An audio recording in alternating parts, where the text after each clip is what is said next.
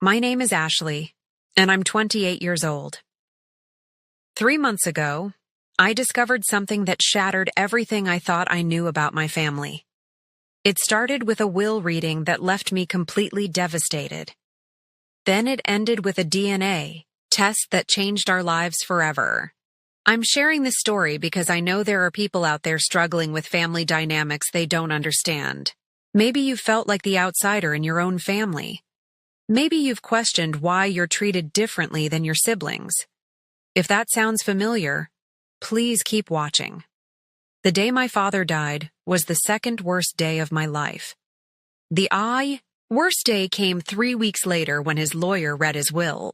I sat in that sterile office, my hands shaking as I listened to the words that would haunt me forever. My father had left everything to my younger sister, Emma. Everything. The house we grew up in. His life savings. Even his beloved classic car. Collection that he used to tell me would be mine someday. I got nothing. Not even a family photo or a personal letter explaining why. Emma sat beside me, tears streaming down her face. She kept whispering how sorry she was, how she had no idea Dad would do this. But I could see something else in her eyes. Relief, maybe?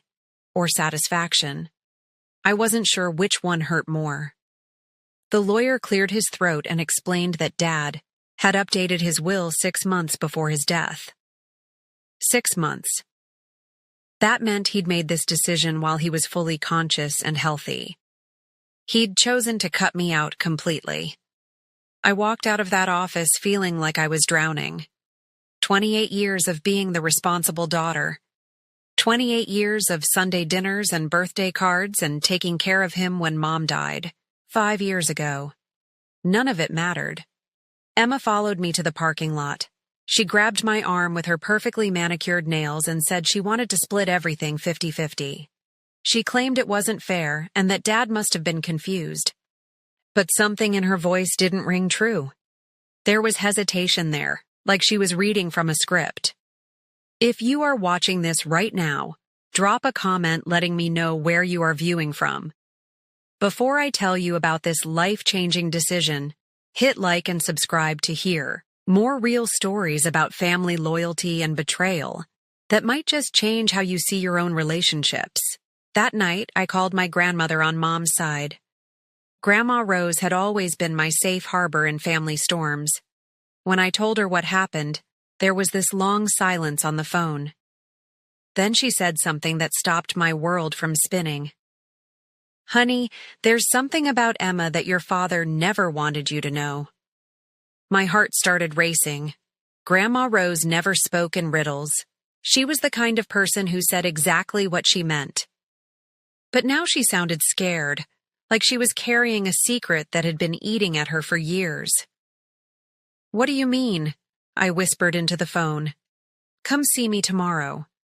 There are things about your sister that you need to understand. Things that might explain why your father made the choices he did." I didn't sleep that night. I kept thinking about all the little moments over the years that never quite made sense. The way Dad treated Emma differently, how he'd light up when she walked into a room but seemed to barely tolerate my presence, how Emma could do no wrong in his eyes, even when she dropped out of college or got arrested for shoplifting in high school. I'd always assumed it was because Emma was younger, the baby of the family. But now I was starting to wonder if there was something deeper going on. Something that everyone knew except me. The next morning, I drove to Grandma Rose's house, with my stomach in knots. She lived in the same small cottage where my mom had grown up. The garden was still perfectly maintained, even though Grandma was 83 years old. She met me at the door with worried eyes and a cup of tea that she pressed into my shaking hands. "Sit down, sweetheart," she said, settling into her favorite armchair. "What I'm about to tell you is going to hurt, but you deserve to know the truth about why your father treated you the way he did." I braced myself for whatever was coming.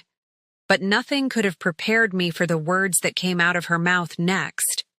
To understand what Grandma Rose told me that day, I need to take you back to the beginning. My parents met in college when they were both 20 years old. Mom was studying to be a teacher, and Dad was majoring in business. According to family stories, it was love at first sight.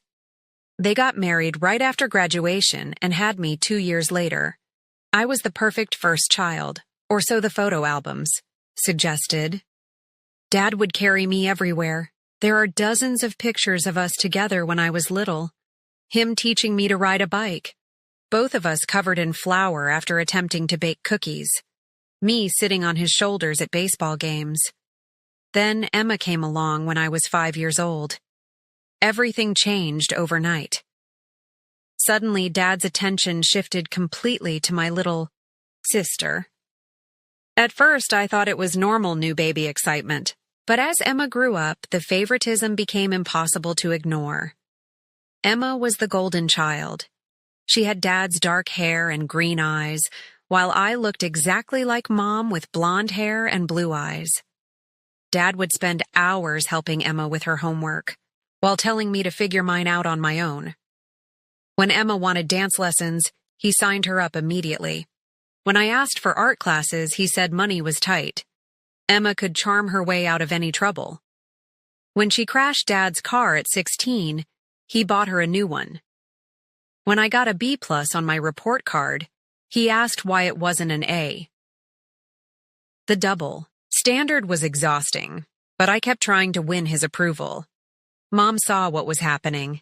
She'd pull me aside and tell me that Dad loved me just as much as Emma. But even she seemed confused by his behavior sometimes. I'd catch her watching him interact with Emma with this puzzled expression, like she was trying to solve a mystery. After Mom died from cancer 5 years ago, the family dynamics became even more strained. Dad leaned on Emma for emotional support while barely acknowledging my existence. I was the one who drove him to doctor appointments and handled Mom's funeral arrangements. But Emma was the one he called when he felt lonely. Emma thrived on being the favorite. She'd make subtle comments designed to remind me of my place in the family hierarchy. Dad says I'm the one who really understands him, she'd say. Or, it's so nice having such a close relationship with our father. She never said these things in front of Dad, of course. Don't get me wrong, Emma wasn't entirely cruel. She had moments of genuine sisterly affection. She'd bring me coffee during exam week in college. She remembered my birthday every year.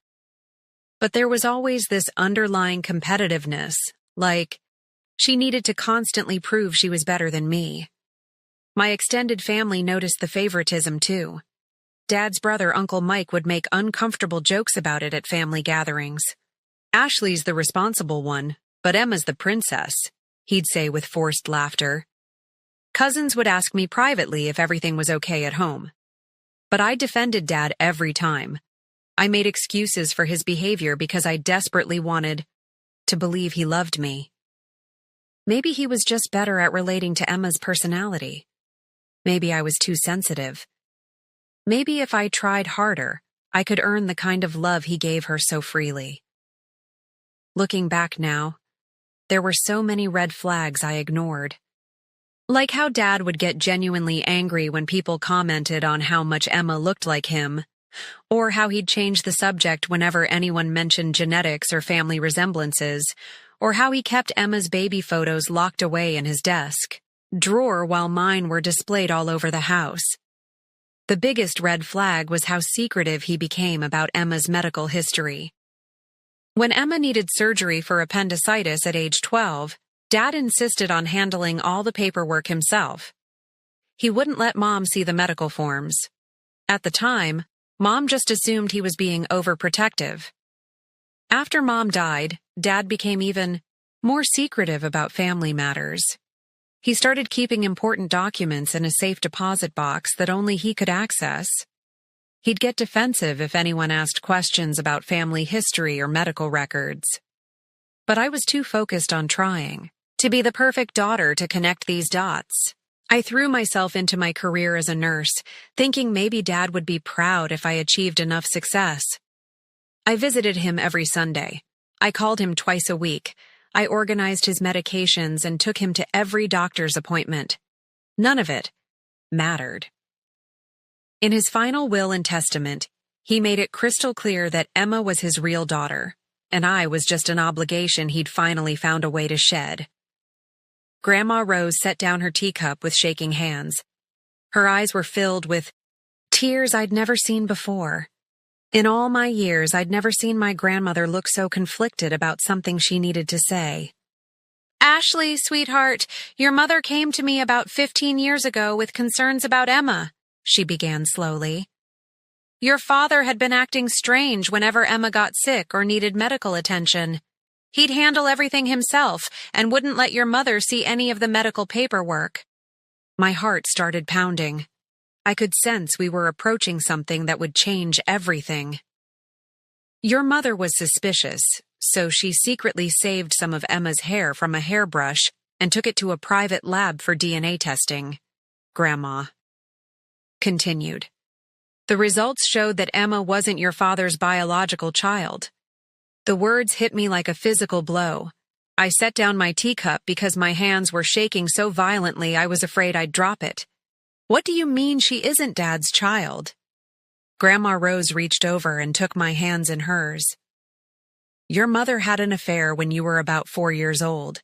She was going through postpartum depression that lasted much longer than normal, and your father was working 80-hour weeks trying to build his business.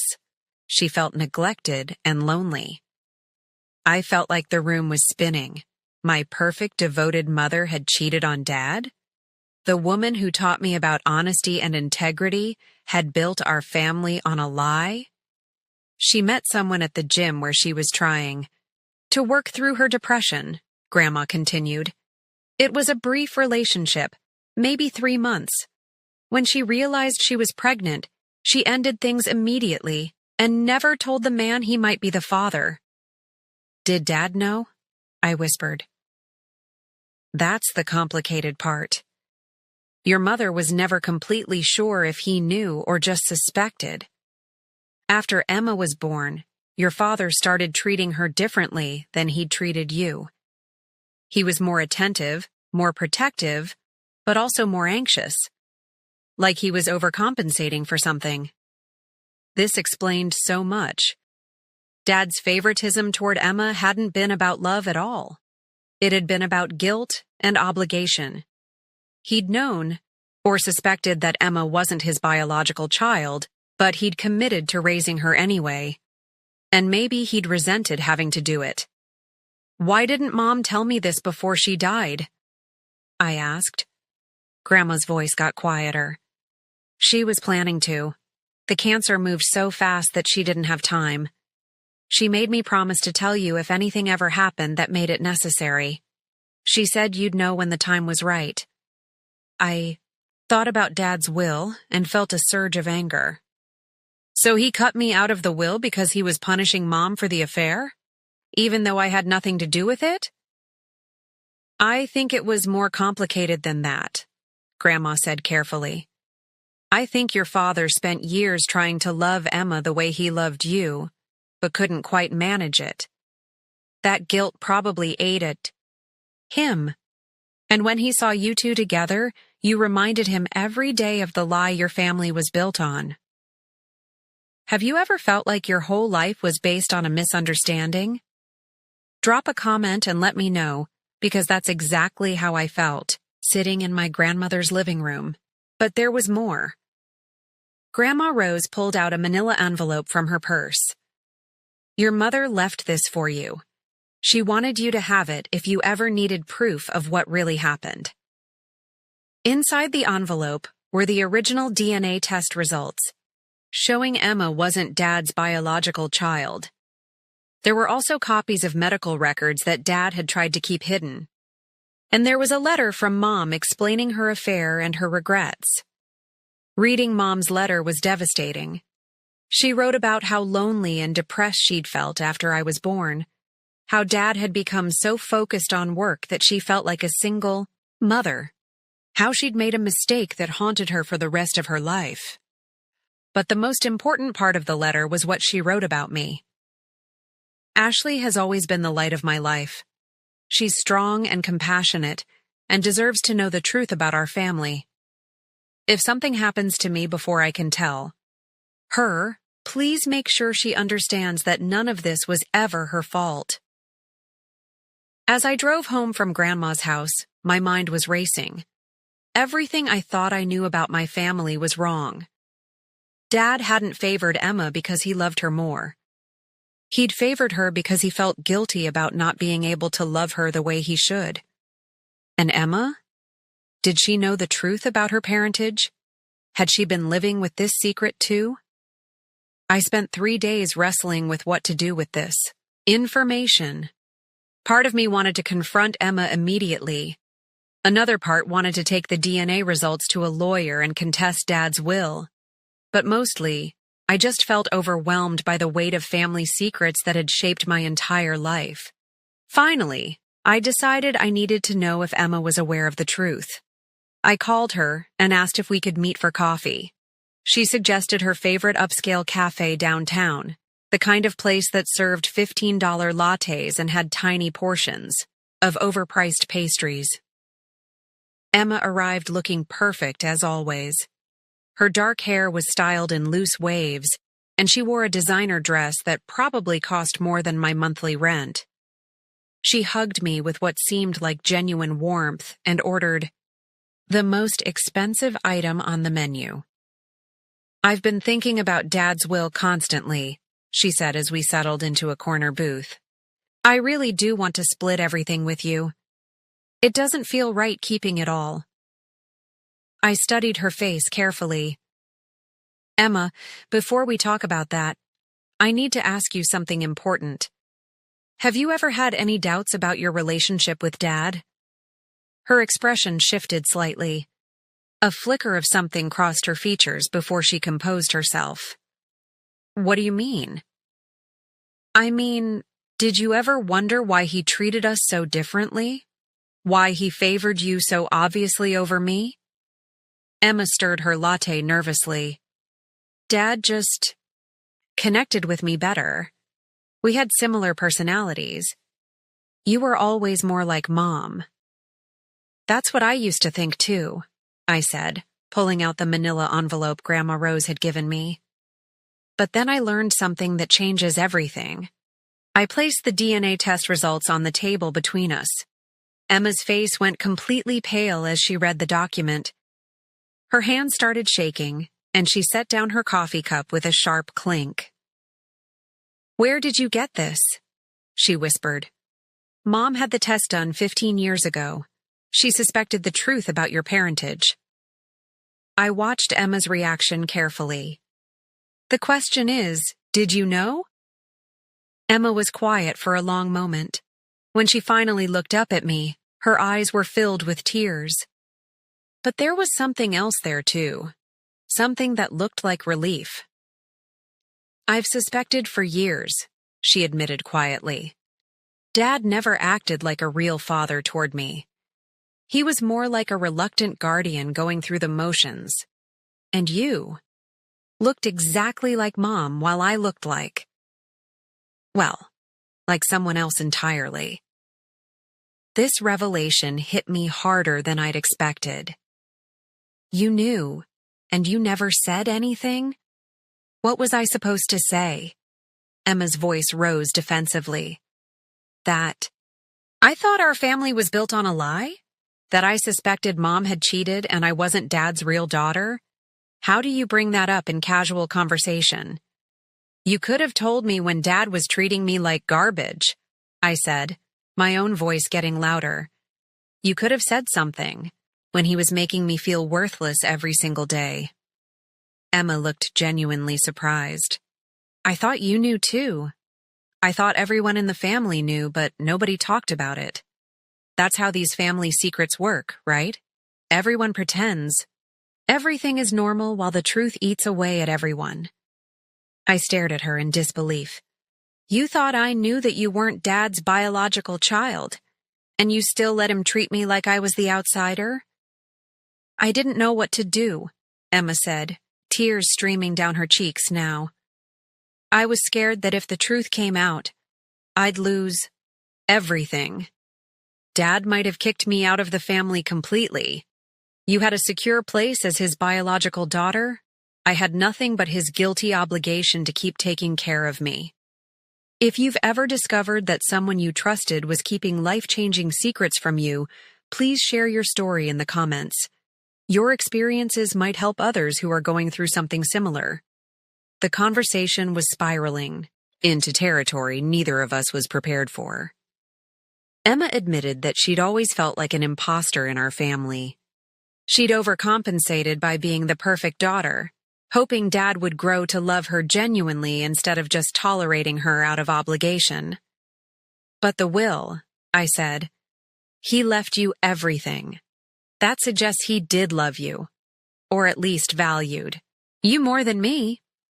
Emma shook her head. I think he left me everything because he felt guilty about never being able to love me the way he should. It was his final attempt to convince himself that he'd been a good father to me. And what about me? What was I supposed to think about being cut out completely? Emma looked down at her hands. I think Dad resented you because you reminded him every day of the lie he was living. Every time he looked at you, he saw Mom's betrayal. The coffee shop conversation ended with both of us in tears and no clear resolution. Emma insisted she still wanted to split Dad's inheritance with me, but I told her I needed time to process everything. The truth about our family had turned my understanding of myself completely upside down. Over the next few weeks, I found myself cycling through different emotions. Anger at Dad for punishing me for Mom's mistakes. Fury at Mom for creating this situation in the first place. Confusion about Emma's role in keeping the family secret. And underneath it all, a strange sense of relief that I finally understood why I'd always felt like an outsider in my own family. I decided to seek out professional help. My therapist, Dr. Martinez, helped me work through the complex emotions surrounding family secrets and inherited guilt. She explained that children often become the repositories for their parents' unresolved conflicts, carrying emotional burdens that never belonged to them in the first place.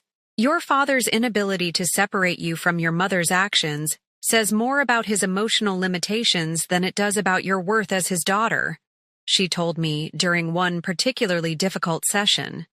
3 months after learning the truth, I made a decision that surprised everyone, including myself. I decided to track down Emma's biological father. Using the information in Mom's letter and some detective work, I found him living about 2 hours away. His name was David Chen, and he worked as a physical therapist at a rehabilitation center. He was married with 2 teenage children and seemed to have built a stable, happy life. I agonized over whether to contact him. Did he have a right to know he had another daughter? Did Emma have a right to know who her biological father was? After consulting with Dr. Martinez and talking it through with Grandma Rose, I decided to make contact. I wrote David a carefully worded letter explaining who I was and what I'd discovered. I included copies of the DNA test results and a recent photo of Emma. I told him I wasn't looking for money or trying to disrupt his family, but that I felt he deserved to know the truth. He called me 2 days after receiving the letter. His voice was shaking as he told me he'd suspected something might have happened with my mother during that time period, but he'd never wanted to pursue it out of respect for her marriage. I think about those few months often, he admitted. Your mother was going through a difficult time, and I was recently divorced. We both knew it wasn't going to lead anywhere permanent, but there was genuine connection between us. We arranged to meet at a neutral location. David brought his wife, Susan, who turned out to be incredibly understanding about the situation. They'd been married for 12 years, and he'd told her about his relationship with my mother early in their courtship. We've always wondered if there might be a child out there, Susan said gently. David has talked about that possibility for years, The most shocking part of meeting David was seeing Emma's features reflected in his face. They had the same dark hair, the same green eyes, the same stubborn jawline. There was no question that he was her biological father. David expressed genuine interest in getting to know Emma if she was open to it. He seemed like a kind, stable person who had built the kind of family Emma had always craved. I couldn't help but wonder how different her life might have been if she'd grown up knowing her real father. When I told Emma about meeting David, her reaction was more complex than I'd anticipated. She was curious about him, but also terrified of disrupting the family identity she'd worked so hard to maintain. "What if he doesn't like me?" she asked during one of our awkward coffee meetings. "What if I don't live up to whatever expectations he might have?" "What if he loves you exactly as you are?" I countered. "What if you finally get to experience what it feels like to have a father who's genuinely happy you exist?" 1 year later, Emma and David have developed a tentative but growing relationship. She's met his wife and his other children, who welcomed her with surprising warmth. David has been the kind of father to Emma that Dad never could be, probably because he doesn't carry the baggage of Mom's betrayal. Are you dealing with complicated family dynamics that seem impossible to untangle? Sometimes the truth really can set you free, even when it's painful at first. Share your thoughts below. Emma and I split Dad's inheritance as she'd originally suggested, but more importantly, we've begun rebuilding our relationship on a foundation of honesty instead of secrets. It hasn't been easy. There are still moments when the old dynamics surface, when she expects preferential treatment, or when I feel resentful about years of feeling less valued, but we're both working on it. We meet for coffee every few weeks and have real conversations about our childhood experiences. Emma has started therapy too, working through her own issues with feeling like an imposter and seeking approval from people who were never capable of giving her what she needed. The biggest change has been in how I see myself. For 28 years, I believed I was somehow deficient as a daughter. I thought there was something inherently wrong with me that made me less lovable than Emma. Learning the truth helped me understand that Dad's treatment of me was never about my worth as a person. Dr. Martinez helped me realize that I'd internalized Dad's inability to separate me from his anger at Mom. I'd spent years trying to earn love from someone who was projecting his own unresolved pain onto me. Once I understood that pattern, I was able to start healing from it. I've also grown closer to Grandma Rose, who has become a source of wisdom about navigating complicated family relationships. She often reminds me that every family has secrets, but the healthiest families find ways to address those secrets with love and understanding, rather than letting them fester into resentment. "Your mother made mistakes," Grandma told me recently. "But she loved both of you girls fiercely. She would be proud of how you've handled this situation with grace and maturity." Emma's relationship with David has continued to develop positively. She's discovered that she inherited his love of hiking and his talent for working with his hands. David has taught her woodworking, and she started creating beautiful furniture pieces as a hobby. More importantly, Emma has experienced what it feels like to have a father who genuinely enjoys her company. David doesn't treat her like an obligation or a reminder of past mistakes. He treats her like a gift he never expected to receive. "It's weird having a dad who actually wants to spend time with me," Emma told me recently. "David asks about my life because he's genuinely interested, not because he feels like he has to. I've started dating again, something I'd avoided for years because I was so focused on trying to win Dad's approval. I'm learning what it feels like to be with someone who values me exactly as I am, without requiring me to constantly prove my worth. My boyfriend Jake knows the whole story about my family. He was amazed that I'd spent so many years blaming myself for Dad's emotional unavailability. "You're one of the most caring, thoughtful people I've ever met," he told me. Anyone who couldn't see that was dealing with their own issues not responding to something lacking in you. If you've stayed with me through this entire story, thank you for listening. I know it's been a long journey, but I wanted to share every part of it because I think there are lessons here that might help others. The first lesson is that family. Secrets rarely protect the people they're intended to protect. Mom kept the truth about Emma's parentage to preserve our family's stability, but that secret ended up creating decades of dysfunction and pain for everyone involved. The second lesson is that we can't earn love from people who aren't capable of giving it freely. I spent years trying to be the perfect daughter for a father who was too consumed by his own emotional pain to recognize my efforts. The third lesson is that understanding someone's motivations doesn't excuse their harmful behavior, but it can help us stop taking that behavior personally. Dad's treatment of me was about his own unresolved issues, not about my value as a person. Have you ever discovered family secrets that changed how you understood your childhood? Have you struggled with feeling like you weren't good enough for a parent's love? Please share your experiences in the comments below. Your story might help someone else who's going through something similar. If this story resonated with you, please consider subscribing for more real-life family stories. Sometimes the most healing thing we can do is realize we're not alone in our experiences. Thank you for being part of this community. Thank you for listening without judgment. And remember, your worth as a person has nothing to do with other people's ability to recognize and appreciate it.